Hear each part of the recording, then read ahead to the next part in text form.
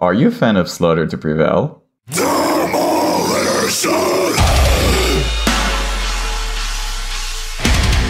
Easily one of the biggest deathcore bands in the scene, featuring, of course, the absolute beast, monster, bear wrestler, demonic sound maker, Alex Terrible. I mean, sure, they're very popular and successful today, but don't you want to know where everything started? How they made their way to the top? Well, this is your lucky day, because I'm a YouTuber documenting deathcore history, and I'm here to tell you all there is to know about Slaughter To Prevail's story. If it's your first time here, please consider leaving a like and subscribing to the channel, especially if you love deathcore and heavy music in general, because there's a lot more content coming. So as usual, my friend, take a cup of coffee, cigarette, sweet corn, whatever you feel like, as we dive into the story of Slaughter To Prevail.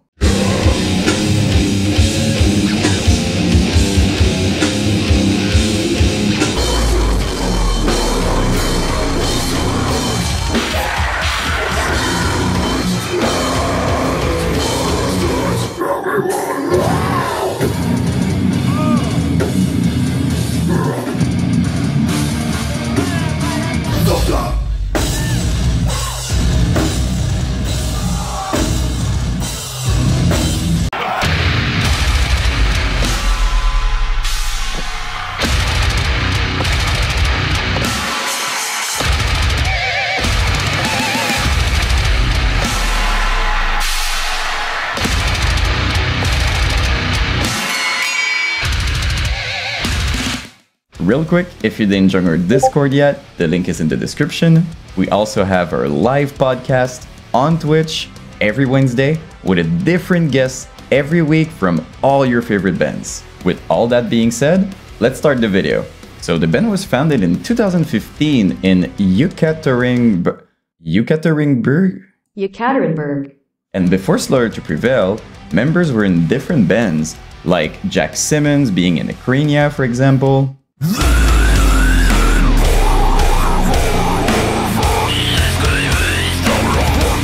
Alex Terrible was apparently in a band called We Are Obscurity, but I think it's fair to say that he was mostly known for his vocal covers at the time.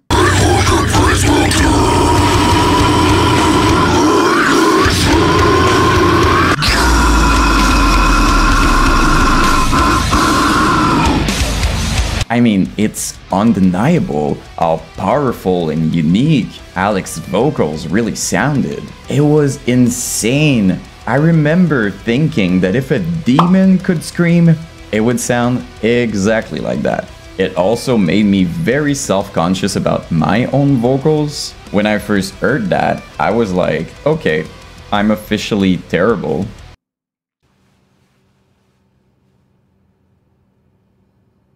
So anyway, Alex and his incredible lineup started writing music together, and within the same year, they released their very first EP called Chapters of Misery.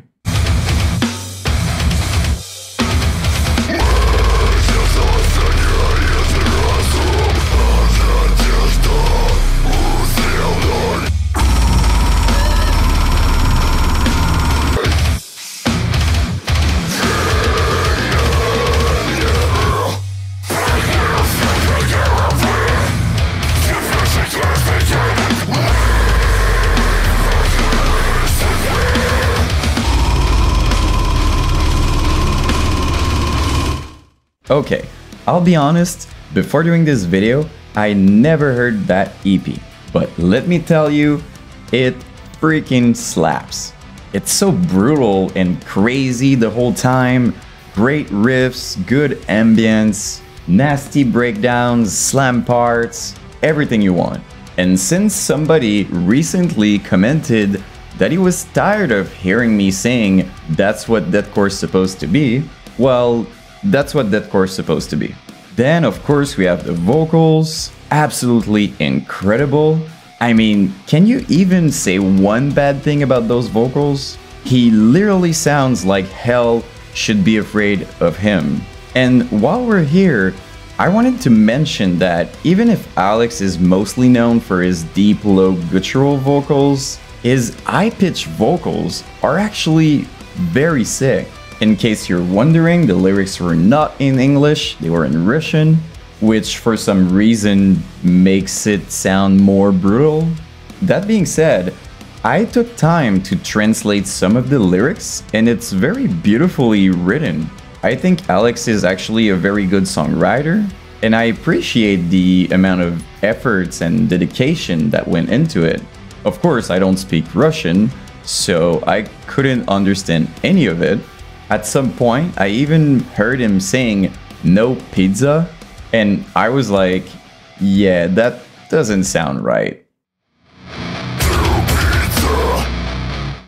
But, to be fair, other bands did it, and it seems to work for them. So now, let's take a look at the artwork. Look at that, it's so beautiful. I think it represents the name of the EP very well, and the art style kind of remind me of Magic the Gathering. But please don't get me started on this, I love that game, and I could talk about it for hours. That being said, it wasn't the original artwork. That's the one they used for the re-release they would do later on, after getting signed. We'll get to that. The original EP cover actually looked like this, which doesn't look bad by any means. It just doesn't look as cool, in my opinion. I also think it's worth mentioning that the song As the Vultures Circle was a new song only featured on the re-release. My personal favorite song is Hell, a single for which they did a pretty cool video.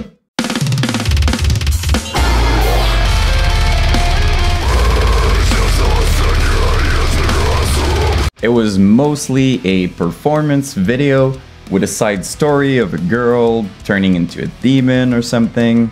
And most importantly, it was the very first time we got to see the infamous Slaughter To Prevail signature mask.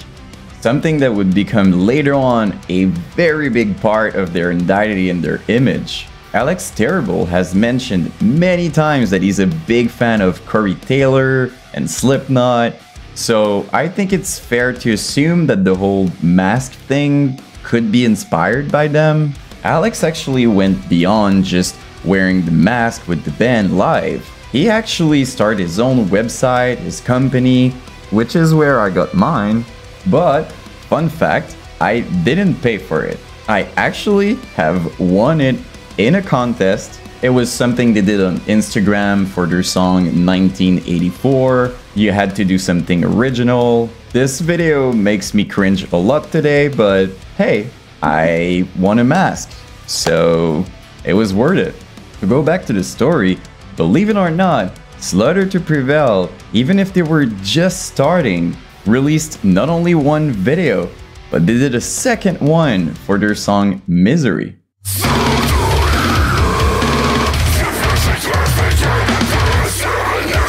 It was, again, mostly a performance video, and even if a lot of people don't like these, I personally enjoy seeing all the crazy moves and the vocalist going wild. In terms of story, they shot some sequences of Alex covered in blood, leading to some demon possessing a girl, only to reveal that the girl becomes the demon, and then the demon is trying to do the same thing to Alex. I could be wrong, that's my personal interpretation, I guess. The demon actually reminded me of Silent Hill for some reason. I'm not sure why, it just did. Both videos were shot at a place called Hot Pixel Studio, but when I wanted to get more information about the place, for some reason, that's where I landed. Anyway, the final result was great, both videos did well. There was already a hype being built with Alex vocals covered, so seeing him perform like that was something that a lot of people wanted to see.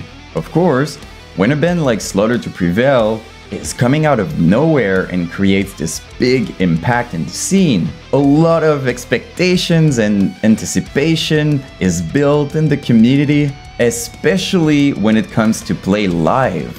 And believe me, they completely delivered.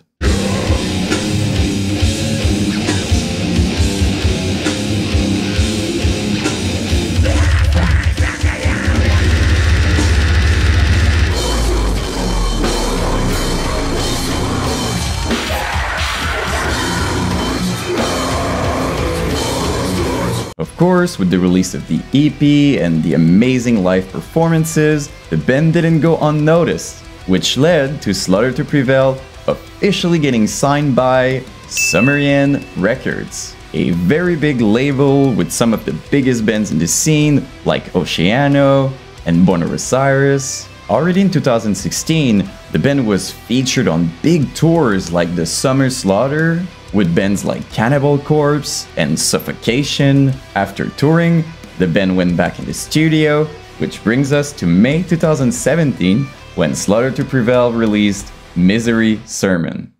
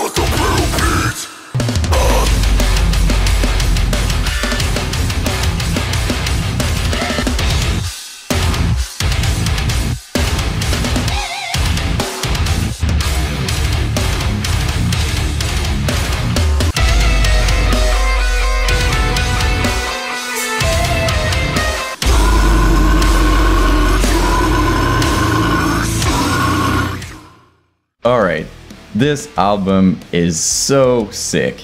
It's actually when I personally discovered Slaughter To Prevail, and wow, I still think it holds up today. As much as the EP was great, this album really feels like there's more personality and just more unique and memorable in general. And with the lyrics being in English for the first time, it made it more accessible for fans all over the world. To me, it's not very surprising that they took this decision, especially considering they just had signed to a big label. Alex somehow improved on vocals, which I thought wasn't even possible.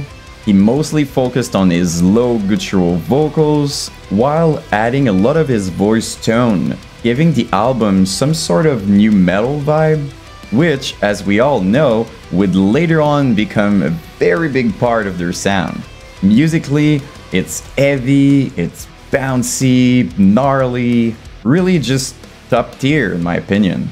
The cover art was simple, yet effective. My personal favorite song by far on the album is Chronic Slaughter. It's just so heavy and bouncy. I mean, this part.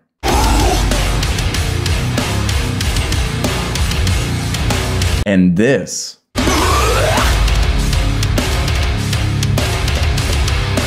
Once again, they did a very cool video for it.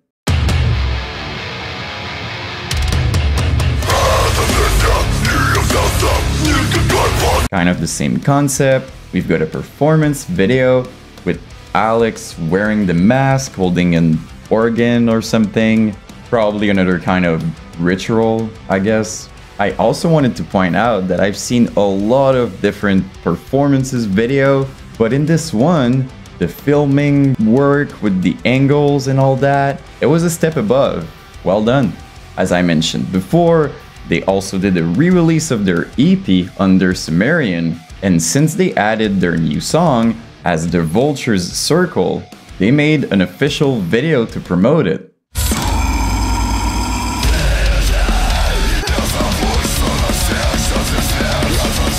I don't have anything in particular to say. I mean, it's a performance video. All I can say is it's a great song. Of course, with the new label and the release of the album and the EP, the next logical step was to promote it live, and dear lord, they did a great job on that one.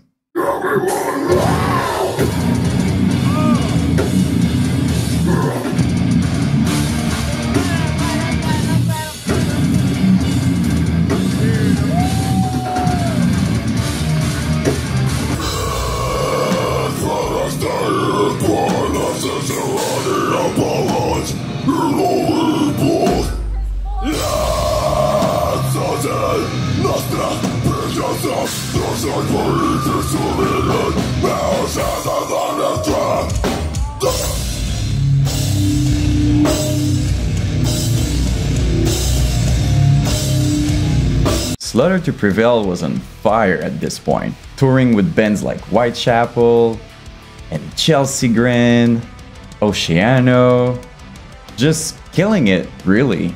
And then, in September 2019, they came back with this.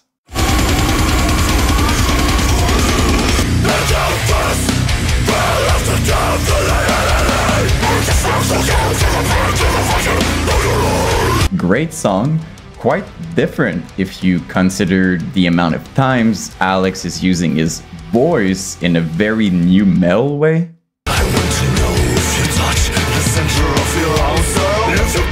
It was the same old bouncy, heavy Slaughter To Prevail with more hooks and catchiness, maybe?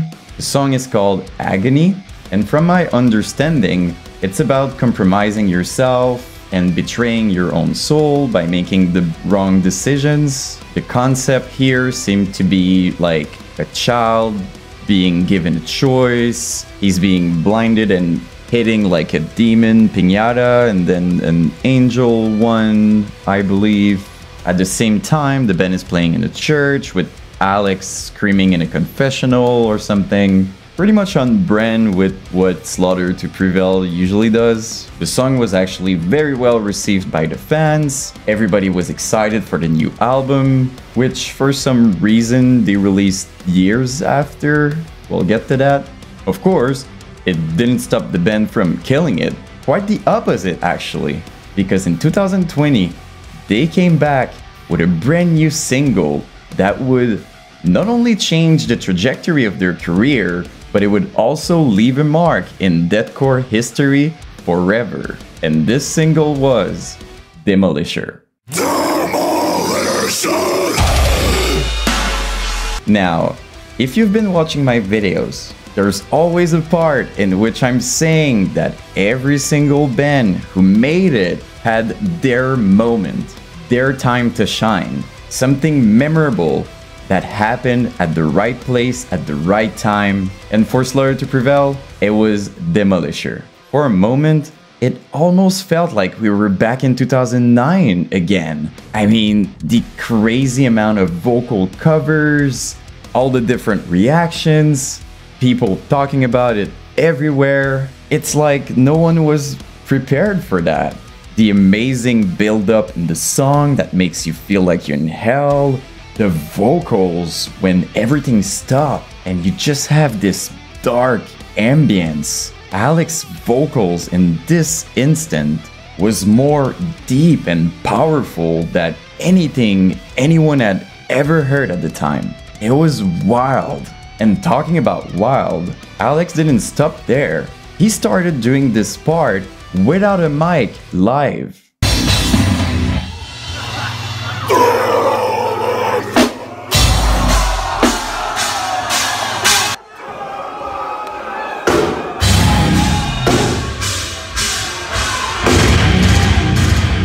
Well, I guess technically he's using his mic. Then they released another cool single called Baba Yaga. And before I show you this one, if you're grossed out easily, you might want to skip this part. For the rest of you who don't care, there it is.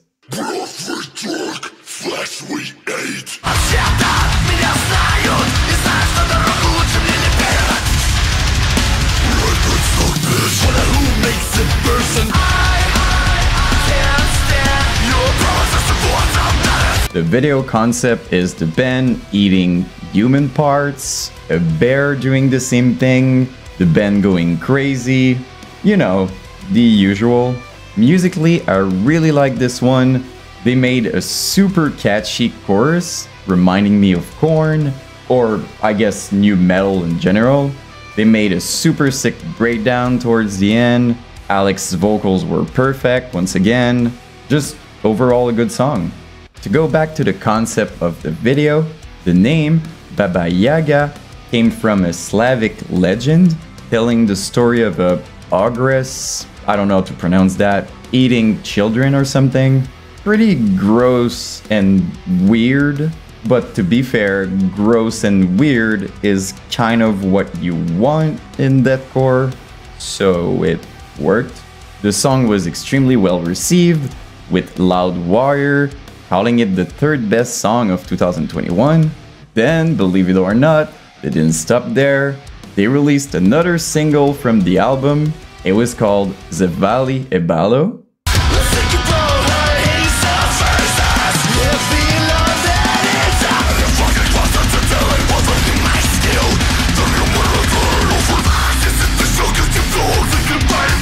Another great single. The name apparently means shut the f up, which suits the vibe of the song very well. Musically, it reminded me of Slipknot during the Iowa era. Am I the only one? Let me know in the comments. This song really had an angry, pissed off kind of vibe, which in a way made it sound even more new metal. It was awesome. The video concept with Berserk was obviously a very good choice, considering it's the best anime of all time. And while we're here, I really love this shirt. I mean, it's so sick. But as much as the singles were very well received for the most part by the fans, people were still waiting for the albums after all those years. So, in August 2021, Slaughter To Prevail officially released their brand new album called Costolum. I don't know how to pronounce it.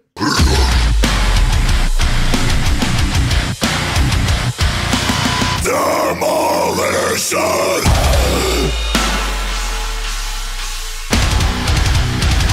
Who makes a person burn? You have a problem, boy? Well, yeah, bitch!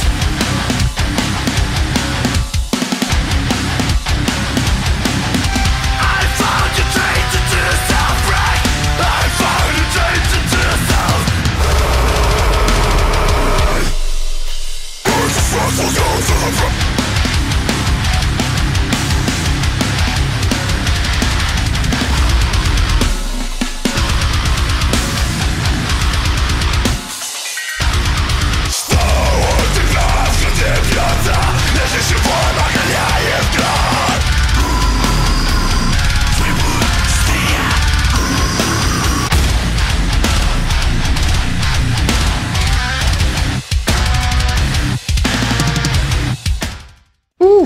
Amazing album.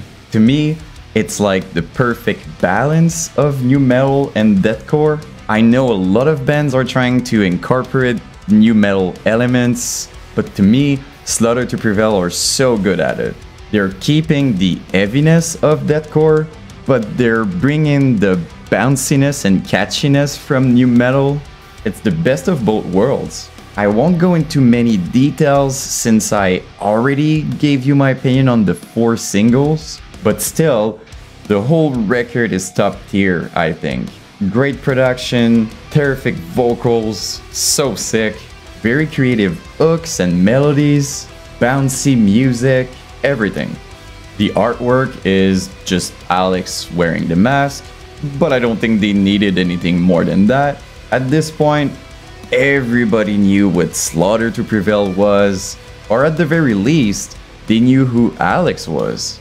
I mean, years after the peak of deathcore, watching Slaughter To Prevail making their way to the top, really becoming one of the biggest deathcore bands ever by creating their own thing, their own vibe. Everybody was just impressed and intrigued at this point. Then, later on, with everything happening in Russia and the war and all that, Slaughter To Prevail made a song called 1984 which was some sort of protest against the war and the violence and all that.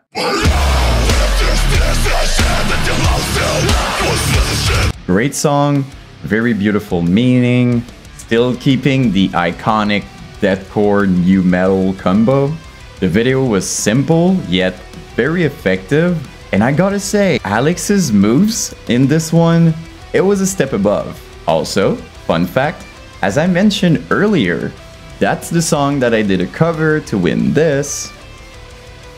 Of course, during that era, Slaughter To Prevail kept killing it, giving some amazing live performances. Oh, and yes, you might have noticed that Alex has a mark in his face, like a scar. Yes, he did that by choice, and it might be a controversial opinion, but I think it looks badass, personally. I'm always adding scars to my Skyrim characters. Hey, you're finally awake. At a certain point, the band started doing way more interviews. I don't know how many they did before that, but I couldn't find any. Anyway, it was very much appreciated by their fans, who obviously wanted to know more about the band and Alex's craziness in general. During that period of time, they released another single called Viking.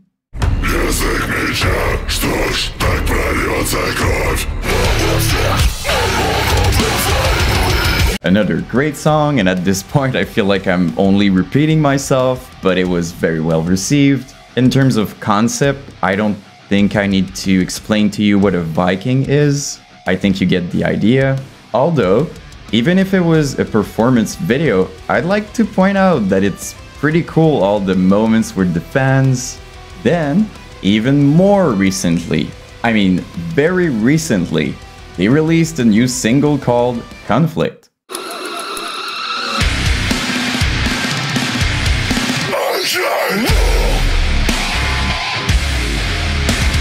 Super sick song, great video once again. This one is a little more special. They included bare knuckle fighting, which in a weird way reminded me of Fight Club. The first rule of Fight Club is, you do not talk about Fight Club. Super great movie. For anyone younger watching this who didn't see that movie, I really recommend. Really. Easily one of my favorite movies of all time. It's as good as the first Fast and Furious movie. I just lost all my credibility, didn't I? But yeah, as I said, the general concept of the video was very awesome and suiting to the new metal vibe they were going for. From what I could understand, parts of the lyrics were in English and some other parts were in Russian. Musically, they were in the same lane. At this point, they have their sound, they know what they're doing. And that, my friend, brings us to today. As you all know, the band is still super active, killing it. I think it's fair to say they're the biggest deathcore band, right next to Lorna Shore. I'm obviously very excited to see what they're gonna come up with next, and I believe we all are at this point, right? I really hope you enjoyed the video. Thank you so much for watching. Please leave a like and subscribe. Join our Discord if you didn't already.